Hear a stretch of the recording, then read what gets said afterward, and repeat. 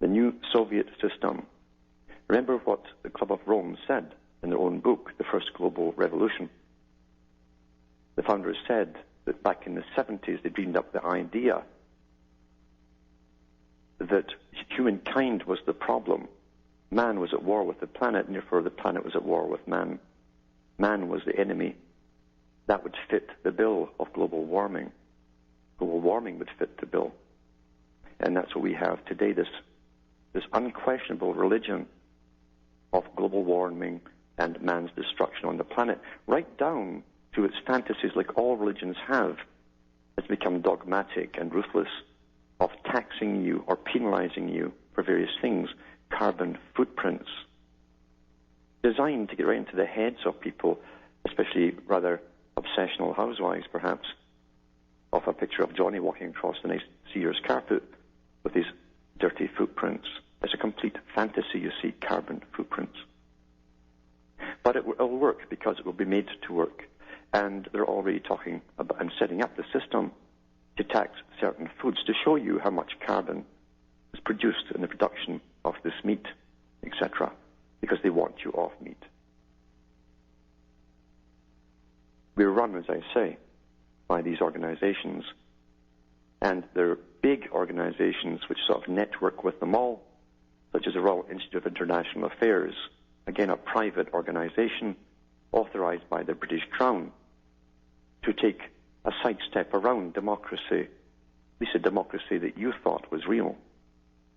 To say their new type of democracy is where the elite themselves, being the better types, naturally, we're obviously more intelligent since they've grabbed power and kept a hold of it for generations. They have the right to decide what happens to everyone's life on the planet. Here's an example of this particular type of thing. And it's been exposed on a site here that's called NOHTDT.com. And I'll put this link up too at the end of the show. It says here, British NGO forecasts 5 brave new world scenarios set in 2030. This British NGO is quite interesting. This is by Amy de Miseli on the 13th of October 2008. It says the mainstream media is reporting on what the world will be like in 22 years based on a fictitious account made up by a non-governmental organization known as Forum for the Future. You can look into this Forum for the Future. It's a very interesting site. Look at who's funding it. The big corporations, the military-industrial complex, in fact, are funding them. And governments, too. They also have a part there, if you look into all the links and what they're all about and so on, called Masterclass. Masterclass. You know, the natural elite who have the right to rule your lives, they'll all be part of the Masterclass. They've got a Masterclass card. But it says here, the self-proclaimed charity committed to sustainable development, again a Rockefeller ideal, working on behalf of big business. The 76-page report titled Climate Futures, a Response to Climate Change in 2030 was created in collaboration with the Hewlett-Packard Labs. They outline the possible scenarios, 5 possible scenarios of what type of brave new world hell we could be living in by the year 2030. Efficiency first, service transformation, redefining progress, environmental war economy, and protectionist world. Each one has its own timeline, a make-believe history with wide array of things that may occur between 2009 and 2030 if we don't start making global warming our number one priority. They include artificially grown flesh to feed hundreds of millions. That's kind of like Soylent Green, isn't it? Cars run on batteries. That stuff was talked about in the 50s. Microwave weapons deterring hurricanes. They've got all that stuff now. A supercomputer named ALF 8 against ALF 8 making predictions. A global, so they'll have their own form of oracle, you see. These characters have always been into various things like channeling and horoscopes and all this kind of stuff down through the centuries if you follow the lineages.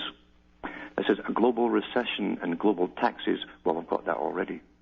And bionic games in California. The middle class is destroyed all over the world. Well, that's what they're doing, isn't it? Water shortages, food shortages, they're created too. Starvation, the rise of India and China, the fall of America, Russia freezing out Europe, and virtual Olympics. We have most of this stuff already. A suicide epidemic in the U.S. because of an economic depression. It's funny that, because I was just looking at a site, it's a company, it's in Britain, it's also in Australia, it's international, it's called Exit International, being given the go-ahead to preach his doctrine of death for those who want out of this life, if it becomes too hellish, which it's going to get because it's designed to become that way. It says here, famine in Southeast Asia, $400 a barrel oil, heat wave in Europe kills 200,000, and denying climate change is a thought crime, and conviction gets you deported to an international convict settlement. It's almost there already, isn't it? In fact, it will be, because if you don't go along with climate change and pay your carbon taxes, you'll be a criminal, you see. And all the little children that are utterly brainwashed, again, by the big NGOs that sit and make up the curriculum for children, their indoctrinations. They're raising up an army of little Nazis. The perfect Nazis. Even Germany never had this kind of perfection in scientific indoctrination. This has been done today. This is a very brave new world indeed. The press describes climate futures as sketches of social consequences from today's global warming crisis that are based on studies and consultations with climate change specialists. Do you know, if you look into the whole thing about global warming, it's all, and I'm talking about the UN group, is all funded to do this. All the scientists that get their paychecks for preaching this doctrine. So not all believe in it, right? Or you don't get a paycheck. You find that it's based on one paper, one main paper written by a scientist, and the whole doctrine is based on that. The whole doctrine. It's astonishing. But then again, it's not really, since they have to find a method to get people into a war mode, a war on something. In a global society, you've got to find new enemies. So man himself is the enemy, according to the Club of Rome, a big think tank and NGO. This is a very brave new world indeed. It says, NATO is ready to go to war if necessary to enforce the 2020 Beijing climate change agreement, and water shortages have already forced abandonment of Central Australia and Oklahoma. Booming mega cities are only just managing to cope, and fuel poverty is a huge problem. After a decade-long global depression, following the 2008 crash, governments give a tight regulatory hand on the economy, encourage citizens to put greater priority in quality of life rather than making money. Back in a moment after this break.